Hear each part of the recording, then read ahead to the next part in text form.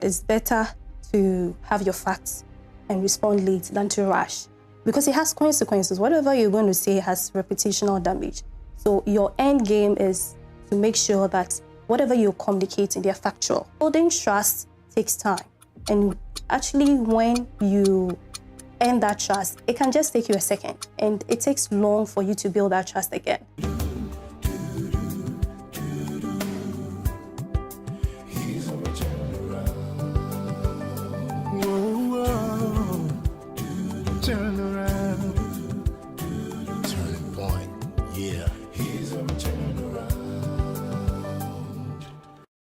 Hello and welcome to Springboard, your virtual university. My name is Albert Ocran. Welcome you to Ghana's foremost developmental program and that place where the greatest minds in the world converge. Springboard is brought to you by the Springboard Roadshow Foundation in partnership with Enterprise Group, MTN Ghana, and the Ghana Growth Program, a collaboration between Mastercard Foundation and Springboard. Our media partners: Joy 99.7 FM, Joy News Television, the Graphic Group of Newspapers, and of course, the Springboard channel on YouTube. Today we begin a series of conversations around the manager. What does the manager do? I asked somebody a few minutes ago, the person said, the manager manages or conducts affairs. Nice one. Theorists all through history have tried to pin down the most critical thing that managers do.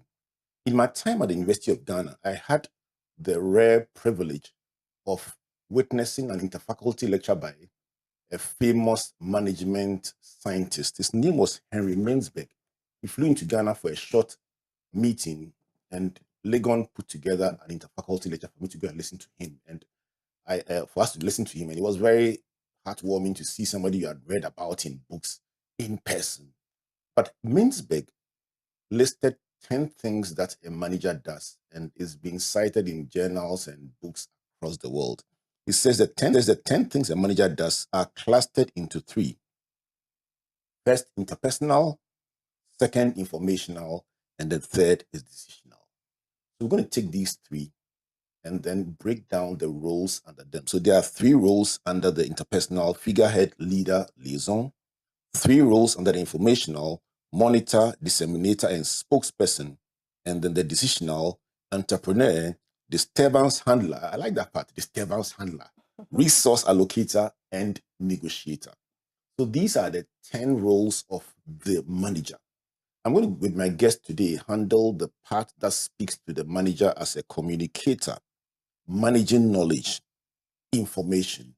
And to help us do that is somebody who understands this role, having been selected as one of the top 10 PR women in this country. She is a communications specialist with strong expertise in CSR, that is corporate social responsibility, stakeholder engagement, crisis management, and of course, corporate communications, bringing loads of experience and expertise. My sister, Sandra Amartikar Amarquaye. Sandra, good to see you. Good to see you, Reverend. It's been a while since you've been on this show. I know, right? Yes. Thank you for having me. It's a blessing.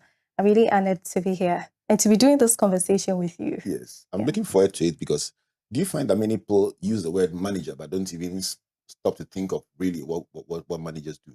Well, I think so. I think anybody that leads, people say it's a manager. So I think I kind of agree with you. But can we ask ourselves whether it has to do just with the name manager? If the person is performing the role, it's the person not being a manager. Do you necessarily need the title manager to confirm that? And that's the crux of our conversation, because actually Mansberg and other theorists de-emphasize the title and then rather emphasize the function. So in that regard, anyone that works with people to generate certain corporate results or mandate is managing. And so we're emphasizing less on the title manager. Somebody says, oh, I'm just a supervisor. Listen, you are the one we are speaking to. Yeah. And so whether you are in the operations area, the IT area, marketing, finance, as long as you work with people, these ideas should be useful for you. So let's stay with the manager as a communicator. Why is corporate communication important, and how different is it from our everyday personal communication? So corporate communication, in short, is just it's communication which is structured, strategic, and it's intentional. Everyday communication is just spontaneous and for information purposes. It's not formal.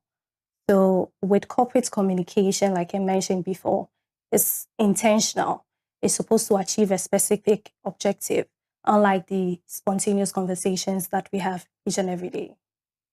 Corporate comms doesn't allow for concern and just and laughing. It must always be extremely serious.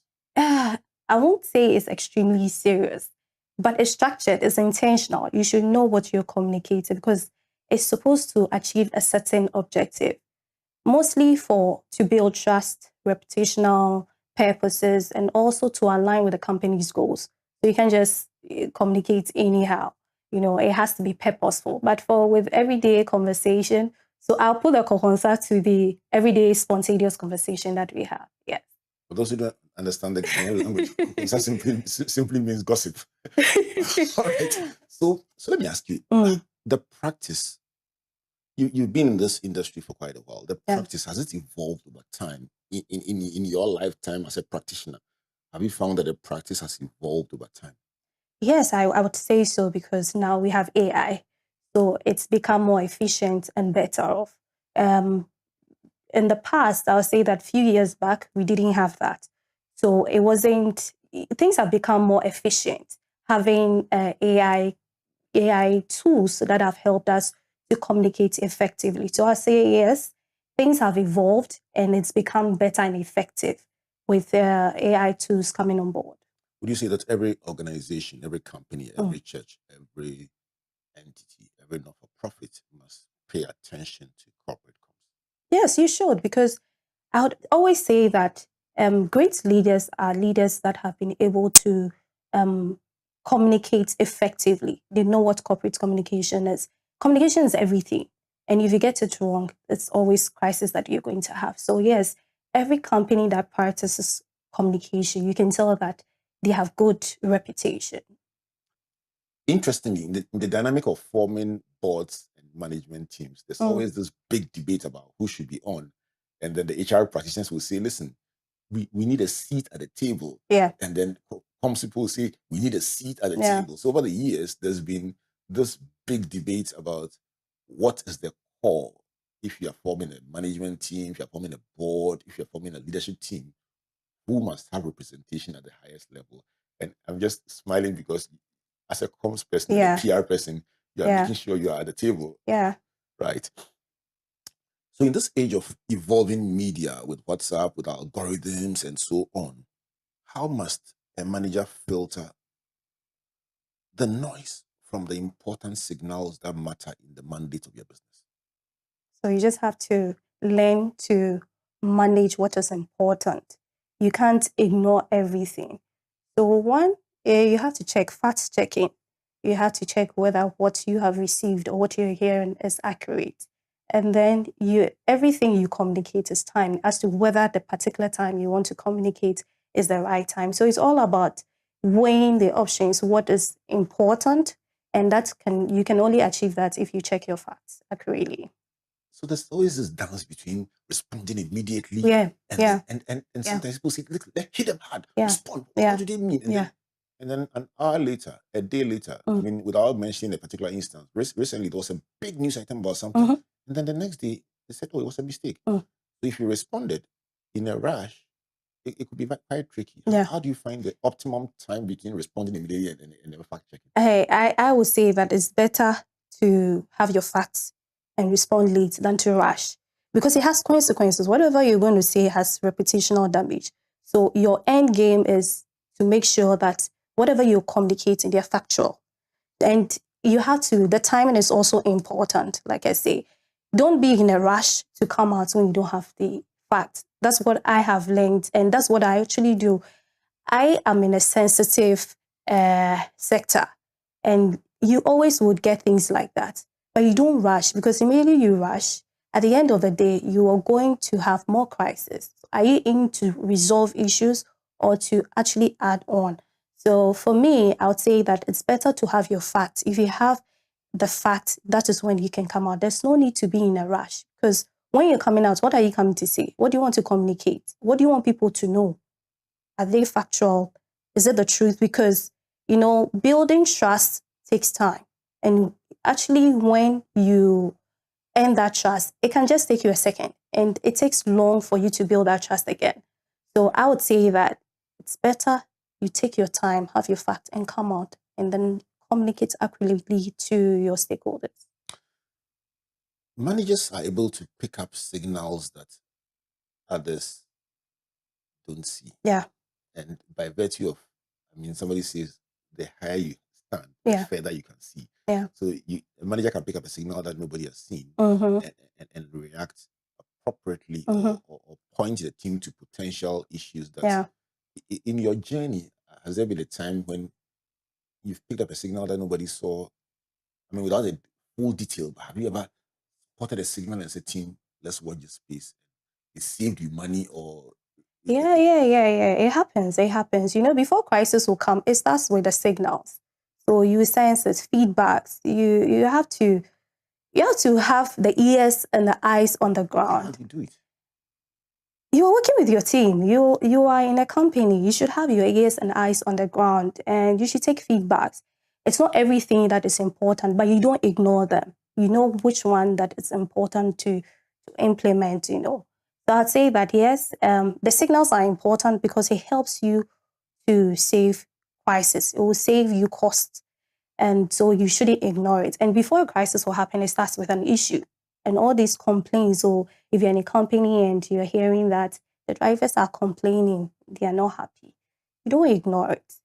When customers come in, what are the feedback? And you should put in measures, because you're supposed to sustain feedback from people in terms of your stakeholders as well. So yes, signals are very, very important, even within your team. You should know what you are worried about. Someone comes in, you should be able to pick the signal that today all is not well. Yeah. They could range from a critical staff who is not looking too well. Exactly. That you ask 2 questions and find out that, it's a major bereavement in their lives, and that could have major implications. Exactly. Or industry signals, or shareholder responses, or probably being clients' complaints about service quality. Yeah. You should be present. Present. Yes. I like that word. You should be present. Does being present mean having your ears in social media, watching comments people are making? How do you keep your pulse points on the ground in this myriad? I know, right? Things have changed. Of course, social media is another world altogether. So having your ears and eyes on the ground, it's everything. Social media, we all know how important social media has become. So of course, social media, what are people saying about your company? You should be reading and knowing what is going on. That is why we are using all these AI tools to be able to find out how we are faring, our brand is faring, what are people saying about us. Do you find that technology can make this work easier? Are there technologies that are being used? Because, at one go, you must be able to tell what is happening. some time ago, if you watched one TV station or one radio station, listen to a radio station, you will know everything that is being said in the country. But today, there are a plethora of them. And then beyond traditional, there's digital media, and then there's all kinds of spaces. What tools, tell me, what tools are experts using to measure brand affinity, how people feel, what they know, what they are seeing? How do you measure? So, like I said, AI tools, you can use Brand24.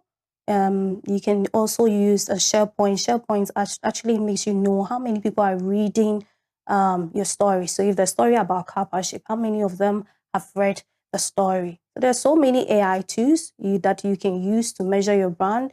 You can use Google Alerts to get to know the mentions, how many the stories, the brand name of your company. So anybody mentions you anywhere, you get the alert. So you get to know what exactly the person is talking about. So you're walking, you're driving, you're still in your office. You literally, anyone in cyberspace, anyone anywhere that mentions your company's name, you get an alert on your Yeah, phone, you get there. So if there's a news alert about Karpowership or the energy sector, so it's not just about Karpowership. There's specific, I would say, that keywords that are also aligned to what you do. So you want to know your competitors. They are very, very important. I always say that my job actually starts when I wake up and I'm just scrolling, reading, because there could be news about our competitor and I should be interested. News about the industry, finance, you should be interested because we're not working in silos. Because one thing can affect a competitor and can also affect you as well. You're watching the news and there's some war somewhere, it has implications, and you're not thinking about the war, you're measuring how. Yeah, you have to look at how. Yes, you have to, because as a communication person, you're also the advisor to the company. It's a strategic role, and you're supposed to advise the company with this that I'm seeing. I think we should do this or should do that. You're supposed to predict, and you're not just predicting by just predicting. It should come with, facts, measurable stuff that you have put together that with this, I think that this is what we should do, because you should come out with solutions. And that's why we always advocate that communication should sit at management table, because it's a strategic role. It's an advisory role, yes. And if communication is not seated there, how would they understand the vision, the mission of the company to be able to drive communication towards that? The decision-making table, you should have the communication person seated there. Let's go on to drilling the message through the entire organizational framework. What happens when a company or the comms role of a manager fails to ensure that the message travels through the entire organization to the very last person? Internal buy-in. What happens when there's no clear dissemination of what the company stands for, what you believe, what your mandate is through the entire organization? That would be difficult, but as a communication person, you should always also have a communication plan, an internal communication plan. How do you intend to communicate news to the entire organization? And your internal stakeholders are your brand ambassadors. They are your first brand ambassadors. If they don't know much about the company, how would they project the image of the company? But like I said, you don't work in silos. You work with the human resource department to be able to communicate to the staff. So you should have a plan to be able to disseminate news from the top level to the last person in the company. Let's deal with you said about brand. Let's deal with the disconnect between what you are saying on the big stage. I mean, sometimes let's make it a more practical for the person at the filling station, the church, the club and society. I mean, somebody will say this structured, organized, beautiful communication you're talking about works in the high-end corporate that has a board, a management, a trained comms person at the table.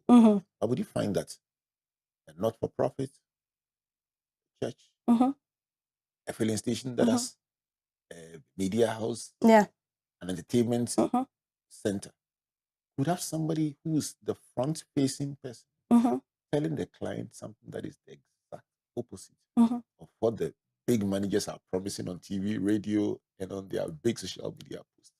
How do you deal with the dissonance? How do you fix it when you realize that, listen, what my people are doing to the people is not aligned with the values we are bragging about, the big interviews we are giving? How do you fix dissonance? So, you can't always get it 100%. You can always get it perfect. But you should find ways of addressing some of these challenges.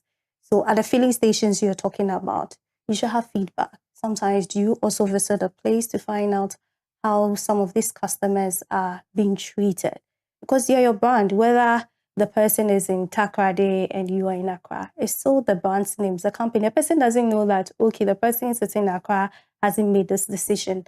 It's their first encounter, their first experience with the brand, and that is what they know. So you always have to make sure that even the person at that level also understands what the company stands for. We do not treat our customers this way, customer first. So if you're saying customers first, you should make sure that down to that level, the person understands that it's customers first.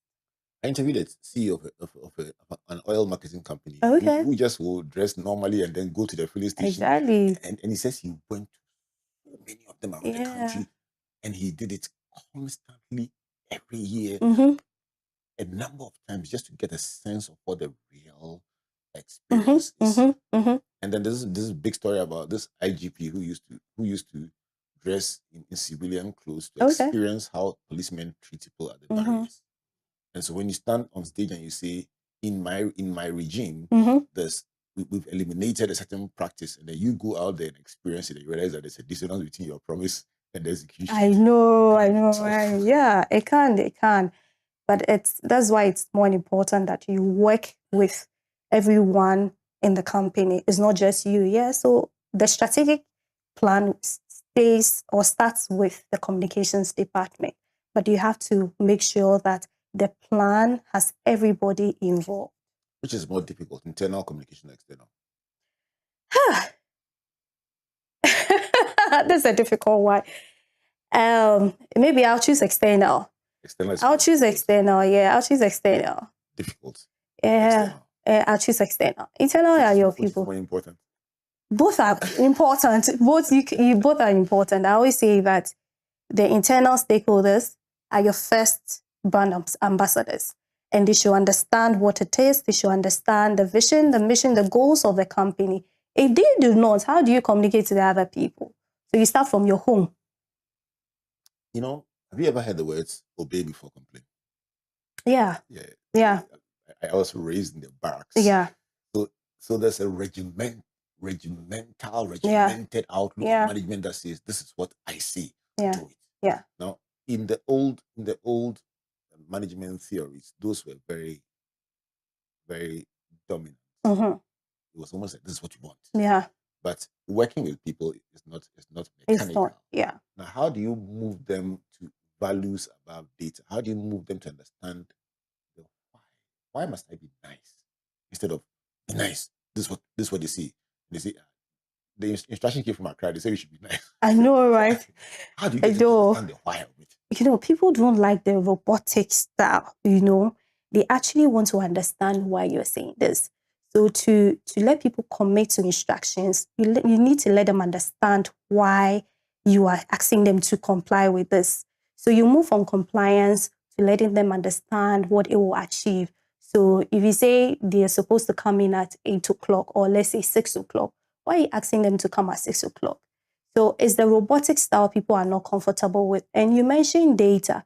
Data is good, but data without storytelling does not really leave any imprints in the mind of people. So if I tell you that we are supplying this number of megawatts, it's a bit technical.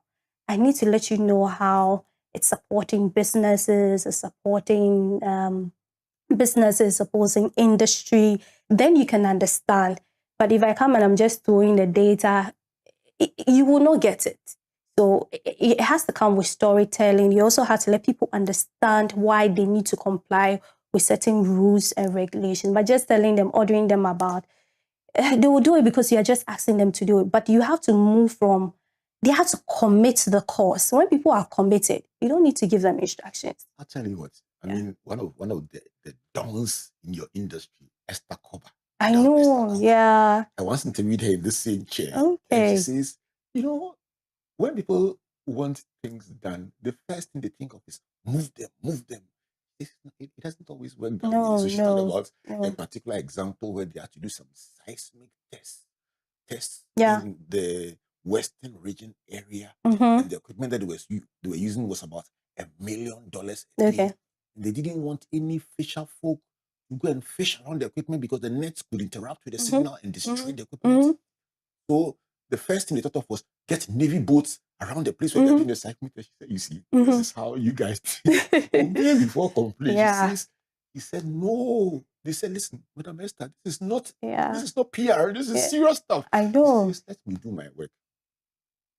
So a week to the time, he goes to the fisher folk and tells them, the chief fisherman, he says, next week, we'll be doing an exercise and you are leading the exercise by making sure nobody fishes on that day. So between now and next week, you fish double and make sure you have stock. But that day, you are the boss. Ensure nobody goes to sea. They say that day, nobody moved. They fished ahead of time. And that day, the chief shaman is patrolling the beach, ensuring no canoe moves. He says it was effortless. It was cheaper. And it was far more collaborative with the community. And I guess that proves that comms must be at the table. I know, right? I know. But I actually even have a similar example. So the fisher folks are one of my integral stakeholders in the community. And just imagine, come and tell them that you're not supposed to come around the ship. You know, if you're fishing, don't come around the side. They're actually looking for their fishes. So you're telling them not to, but you have to tell them the reason why. The safety reasons is because of this, is because of that. So if you're not telling them, you're just giving them instruction, at the end of the day, your communication is not going anywhere. You're not achieving the objective. Yes. So you have to show them videos. They need to understand. Then they will commit to the course. Then they will tell someone who wasn't even at the meeting that, no, you know, you're not supposed to go to this area. No, it's dangerous. It's this. But if you're just telling them, they're giving them the rules, don't do this, don't do that, it won't work. It won't work. This Springboard, your virtual university, and this is where the conversation or the communication gets even sweeter. My guest is Sandra Amartikar Amarquaye. She's helping us to understand, move from the what to the why. Help people to appreciate. I mean, I saw a video of somebody who keeps telling their domestic assistant, do this, do that, don't do this to the children. No problem. After you left and went to work, the exact thing you said the person shouldn't do, you're doing it live on camera. Yeah. But when you take a time to show the person why, and they buy in, you don't need CCTV, they will do the right thing. When I come back from this break, we'll break this down in a way that will help you to understand how you need it in your everyday life. And then we'll talk about crisis. When things begin to go southwards, what do you do first? What do you do second? And what must you never do in a difficult, unpredictable situation? This is Springboard Virtual University, brought to you by the Springboard Ratio Foundation in partnership with Enterprise Group, MTN Ghana, and the Ghana Growth Program, a collaboration between Mastercard Foundation and Springboard. Our media partners, Joy FM, Joy News Television, the Springboard channel on YouTube, and our friends at the Graphic Communications Group. Let's go for a break. Please don't go away. Going to the library.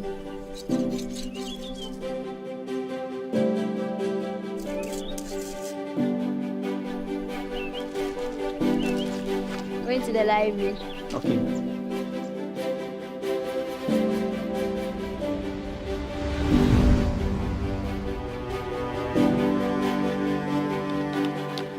I'm going for my graduation. Go well.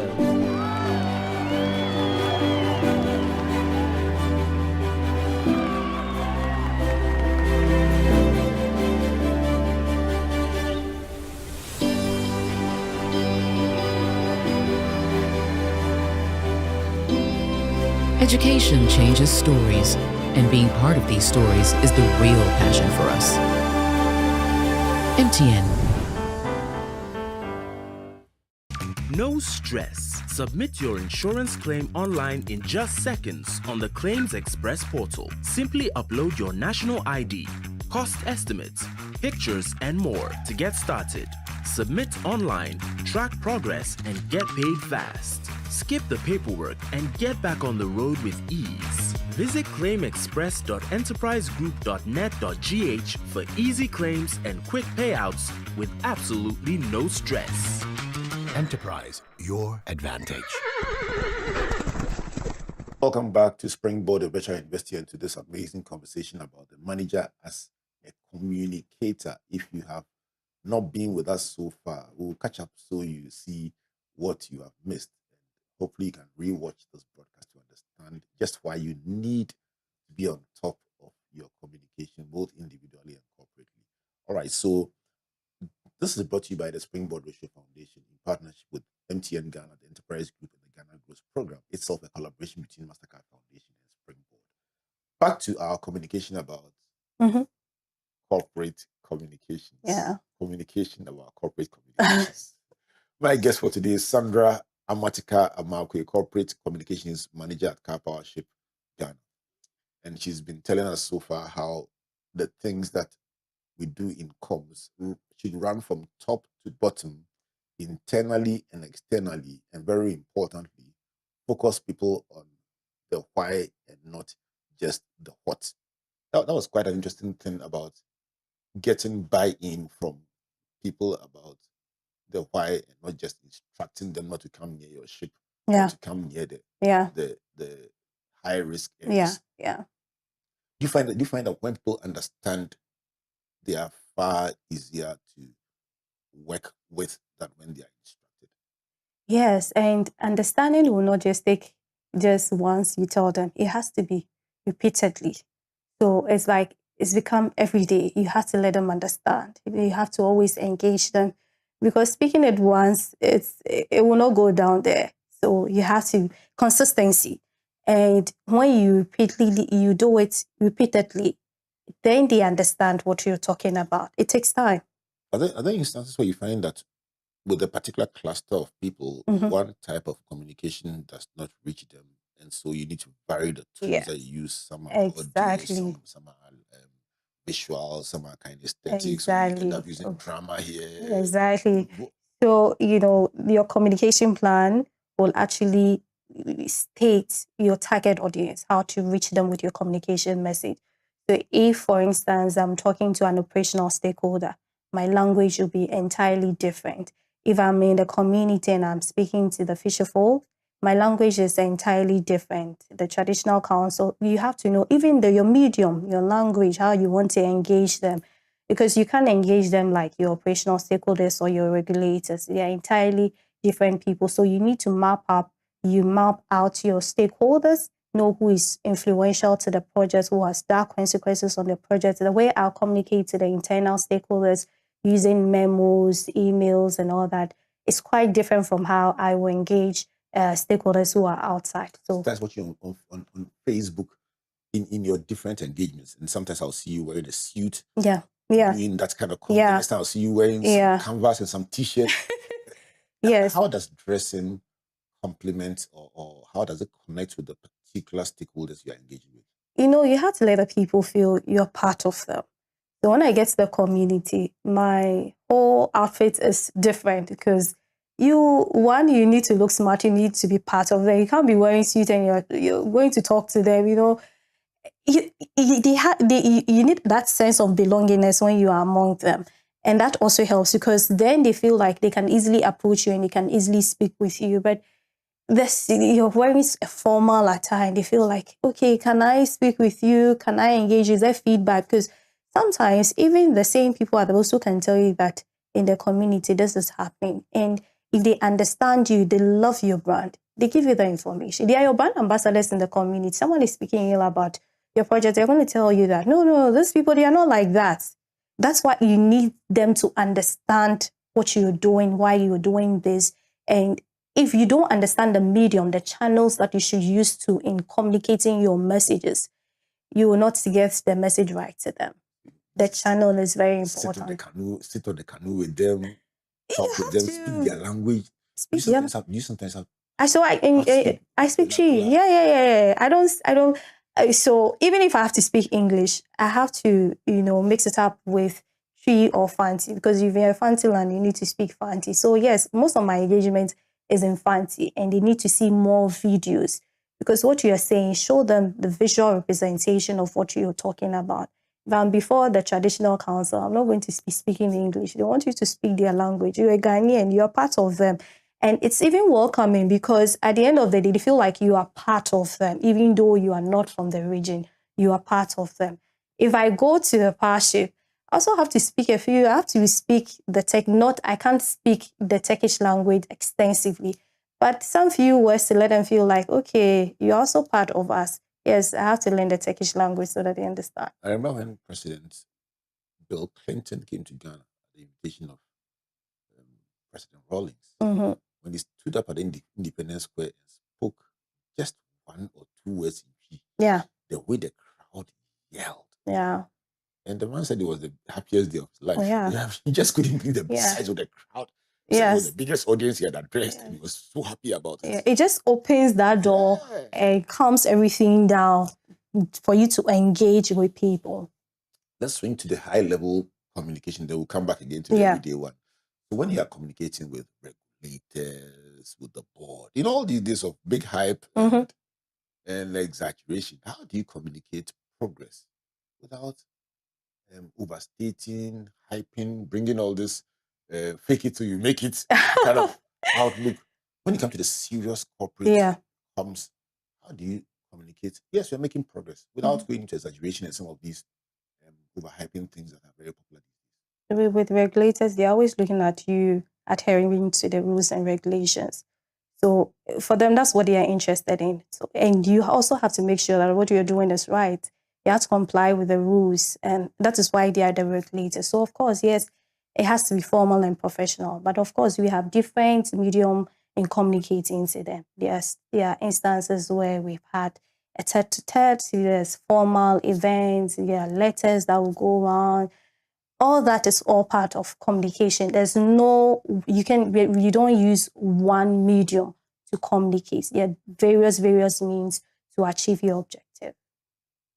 Let's swing this from the office of the comms corporate communications manager.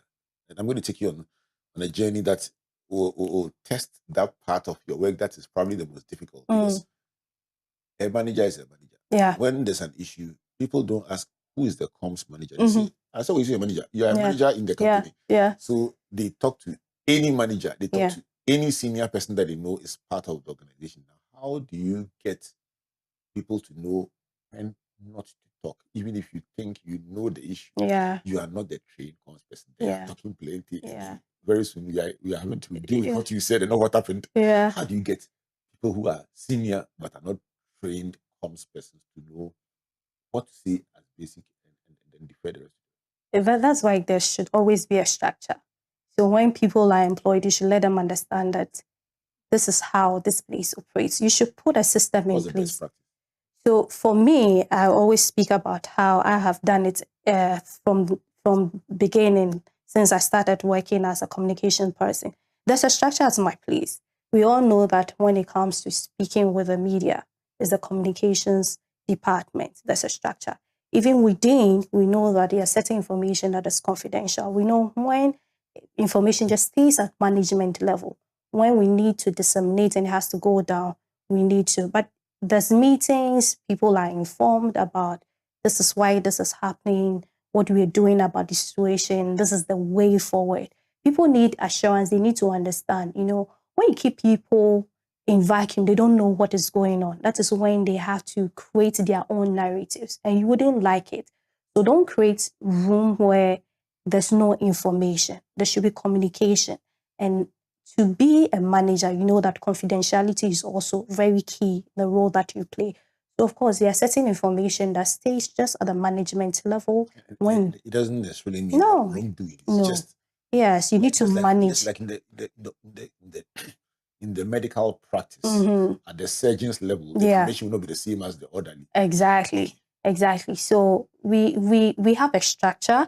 We know when it's just at management level. We know when it has to go down. We know who is supposed to communicate this and when it's supposed to go external. So whatever information has to go externally, make sure that internally we have informed everyone who is supposed to know. When it comes to sharing bad news, let's say internally, let's say at the board level, but let's start with even internally. How do you deal with, there's a drop in the share price, there's a major sponsor has withdrawn, a contract has been cancelled, something that has major implications for people's livelihoods, contracts, salaries. How does a comms person share this information without making it even more distressing and shocking for the person who the information is bound to affect? What skills do you use? So with the communication person, for me, I always say that I deal with plan. It has to be professional. And sometimes you're not the one supposed to communicate, even if it's not always the communication person has to handle that particular communication. You can be part of it. So if it's the HR manager that has to communicate, the HR manager has to communicate. So for me, one thing I've always said is it's not all the communication that you lead.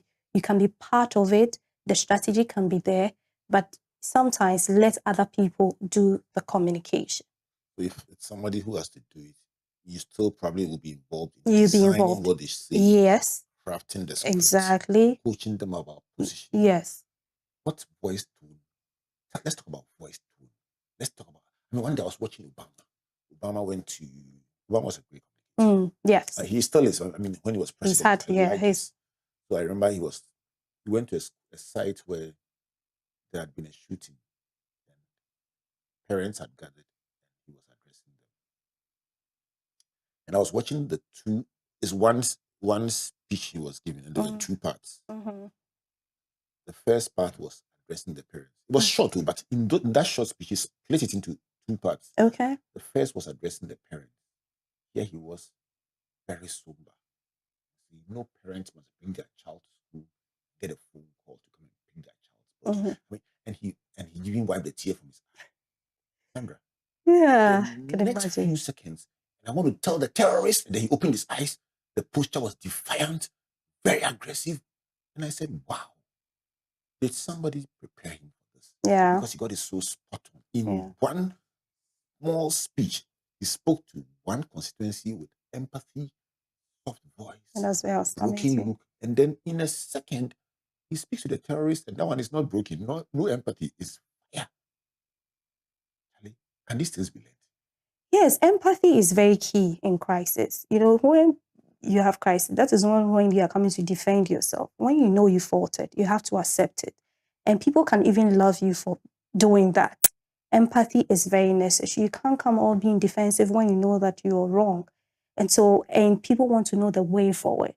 So there are two things you need to learn from it. When dealing with crisis, empathy is very key. Your tone, the language, the kind of words, your diction, kind of words you want to use, how you speak to people, and where you have faltered, you should accept the fact that you have.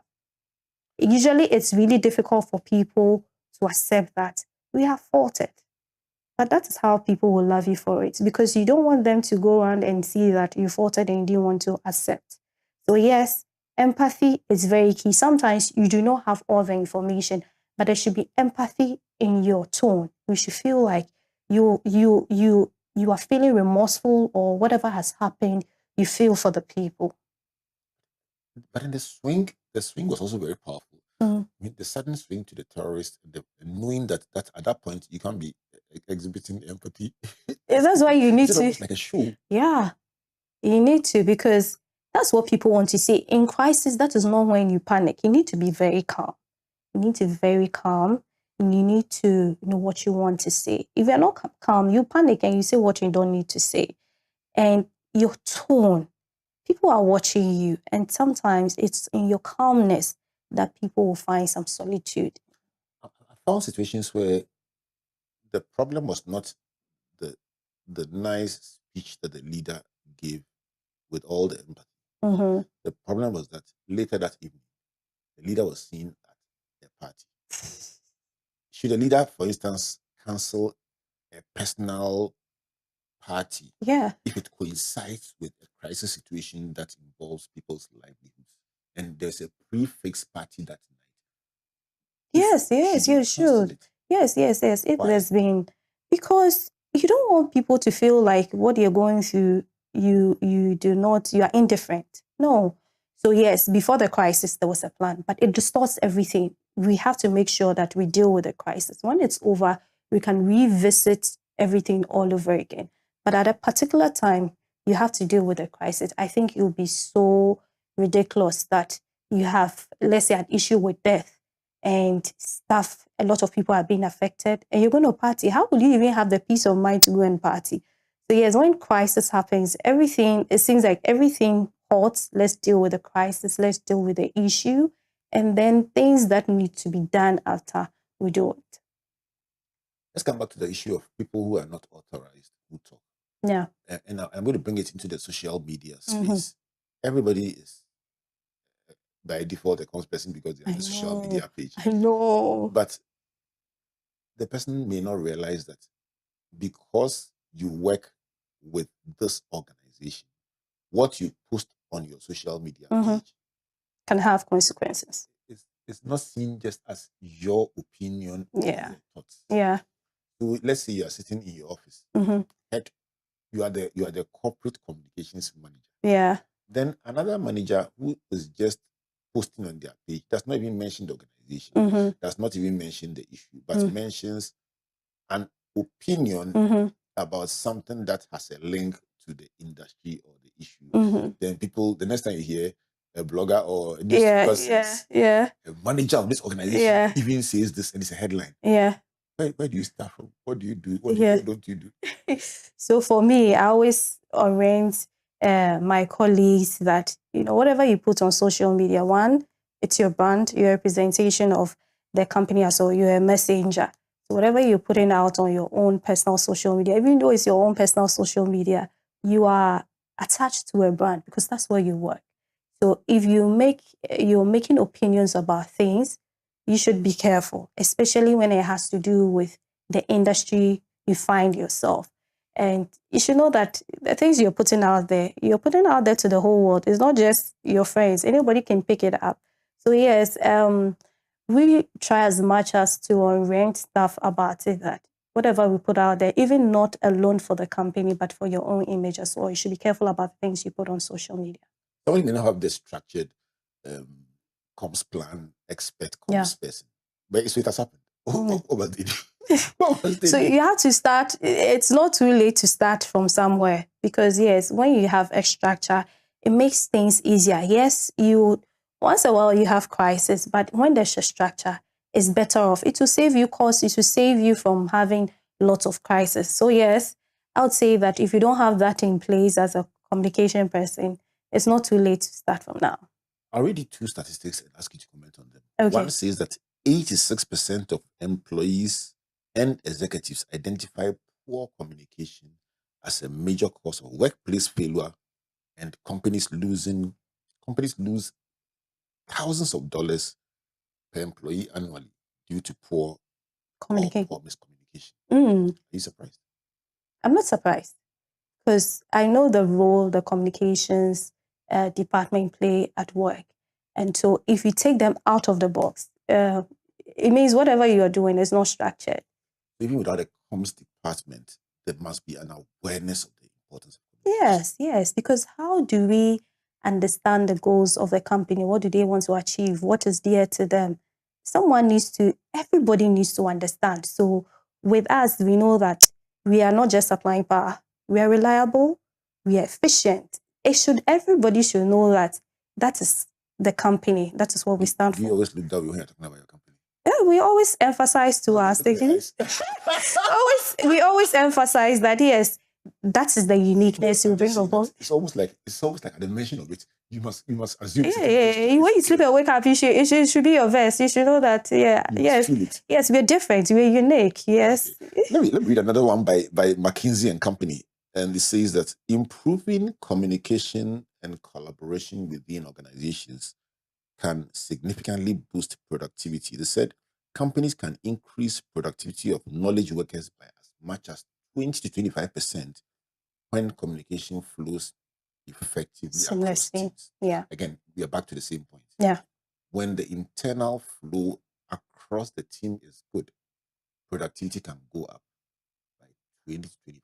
Yeah. Let's take these same thoughts from your high-end corporate to a not-for-profit, a church. Would you say the same results would happen if the smooth communication within the whole organization? Can it increase productivity? Yeah. People will feel, you see, what people want to know is they want to be part of the organization. So yes, at church, if there's a seamless communication, the congregation, the stakeholders, they want to feel part of it. So there's announcement. How do you channel those announcements to your congregation? People will just want to be part of it, and you will achieve the results that you want to. How important is storytelling as a skill? How important is it? Like I mentioned before, people really would remember the story you have told them than the data you are putting across. So yes, data is good, but it's better understood when it comes with a story. There's a story behind it. And I mentioned that if I come and tell you we are producing this number of megawatt, it's a hard message.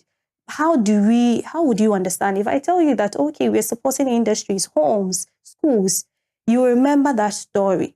But if I just bring the data and it's just raw, you will not understand. So yeah, storytelling is very important. It makes people understand the message better. makes communication better because people would remember what you have said to them than the data that you just put across. We are traditionally storytellers. I mean, we grew up with announcing stories and all kinds of. And you still remember them. Yes. You still remember them. So where did we lose it? Where did we abandon it as a communication form? Because it really is great. I think in the formal setting, we feel like it's formal, so we need to take that out. But you need to, add all that to your communication for people to understand, because sometimes the message can be so hard, and you also have to understand your target audience. And this storytelling makes people understand things better. And I mentioned that the why are we doing this? You can better explain it with a story. But if you come and it says we're just doing it for, why are we doing it? For safety purposes. This is it, there's a story. You need to let people understand. It has to be humanized. But if it is just the hardcore message, they don't understand what you are supposed to do. You are just asking them to do. So, okay, you've asked me to close the door. So every day when I come, I'll close the door. But there's no reason behind why you are asking me to close the door. If I close the door, maybe there's a story behind why, if we don't close the door, this will happen. Finance people talk about finance for non-finance managers. And they try to explain to us that while I am in charge of finance, when everybody understands finance, the organization will do well. My work will become easier. And we can all benefit, save money. They give you a compelling case, and then they pack all of us for training on finance for non-finance managers. I wanted to make a case for communication for non-communication managers. Why must every manager build their capacity to communicate? I think great leaders, like I said before, are people that are able to communicate effectively. Communication is every day. Every day, it's something we do every day. And if you get it wrong, you can just get crisis even within your team. You should know everybody in your team, how to communicate to them, how to let them get the results that you want them to get. So yes, at first we'll say that it's a soft skill that people need to, but it's an essential tool every manager needs to learn. It makes your work easy. It makes it so effective. Your team will even love you because you know when the boss is serious. You know when you are in your good mood, you need to, you have to learn the skill and know how to manage your team. Without it, I think that you fail as a leader. If somebody met you in the corridor and says, what are the 3 things that make somebody a great communicator? 3. Sandra Amartikar Amarquaye. What would it be? 1. A good listener. Listener. Yes. 2. A good listener. I would say that assertiveness. Listening, assertiveness, and 3. Confidence. Confidence. Yes. Listening, assertiveness, and confidence. Yes, you should be a good listener. Can I throw one more in? Yes. Clarity. Yes. All right. The 3 C's. Of the three you mentioned, which one would be your favorite? I will go for a listener. Oh, I hear. Why? Yes, because you should listen before you talk. You should understand what a good leader must listen. So I'll pick a good listener. In as much as we say, yes, to be a good communicator, you need the 3 C's. You need to be clear, coincide, consistency. But yes, I will go for a good listener. I tell a story about a pastor who preaches very well. Whenever they close, people are going out and he's receiving his fans, saying hello to them. They say, I said, that was a great sermon. And his response standard, very nice, very good. Oh, Pastor, I love the message. And you say, very nice, very good. Oh, Pastor, I was so blessed. I know, very right? Nice, very good. And the woman came and said, Pastor, my husband died last night. And he says, very nice, very good. He wasn't listening. He wasn't listening. Yeah. There was a program response. Oh. So everyone was giving him fans. Okay. He was taking the compliments and saying, very nice, very good. So the woman said, my husband died last night. And he says, very nice, very good. Oh. Bad. Yeah. So that's a reminder that listening is very, yes. Yes. Listening. Has been very, very. That's when you take feedback, you get to understand, you know at what point you need to communicate. So yes, I think a manager must be a good listener. Sometimes we tend to talk, but we don't give people the opportunity to also speak. We are not listening. We are just talking. We are not taking feedback.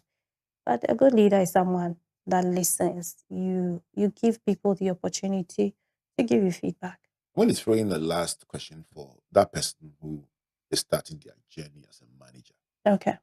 And either in the communications Anywhere. industry or any manager, and is listening to you and learning today about the role of communication in their management journey. I'm going to ask you to look in this camera and just give them some guidance about how they can factor in communication and grow themselves to become great leaders. Starting as a manager, now we have social media is there. We have AI tools that can always make you do better. You need to learn. You need to learn how to communicate to the people that you work with. And some of these tools are there for us to learn on the job. You should always be purposeful in wanting to learn on the job. And like I've always said, be a good listener. Be a good listener. You are the leader of the team, and you should always have in mind that your team members are looking up to you, and you should just be a role model to them. A role model to the team that is looking up to you, and that is Sandra Amartikar Amarquaye's tip for that young manager wanting to be the next big thing in your industry. Sandra, thanks for coming. Thank you, Robbie. Thank you. I'm honored to be here. Thank you. Thank you. Again. We should. Absolutely. I enjoyed the conversation. Thank you so much. Right. So if you joined us along the line, my guest is the corporate communications manager at Karpowership Ghana. And it has been Sandra Amartikar Amarquaye, a great friend of mine, having this conversation about the manager as a communicator. And how did this come up? Because we've been looking at what does a manager do? And we keep saying manager. But hey, what does a manager do? So we have had a conversation today about the manager's role as a communicator. It's based on our split of the managerial roles into 10, based on a research or work done by Professor Henry Mintzberg that says managers' roles are 10 in 3 blocks: the interpersonal block, the informational block, and the decisional block. Today we spend time on the informational block, and we'll be looking at the manager as a monitor, as a disseminator, and as a spokesperson that manages knowledge in the organization. In our next conversation, we'll look at the manager as an interpersonal person working with people, that is a figurehead, a leader, and a liaison. By the time you've done these 3 sessions, you will understand what the manager does. 10 useful blocks that are very interrelated. My name is Albert Ocran. Say a big thank you on behalf of the Springboard Roadshow Foundation, our partners, MTN Ghana, the Enterprise Group, and the Ghana Growth Program, a collaboration between Mastercard Foundation and Springboard. Our media partners, Joy 99.7 FM, Joy News Television, the Graphic Group of Newspapers, and the Springboard channel on YouTube. Once again, God bless you, and God bless you. That is a wrap. How was it? Super. Really? Hey.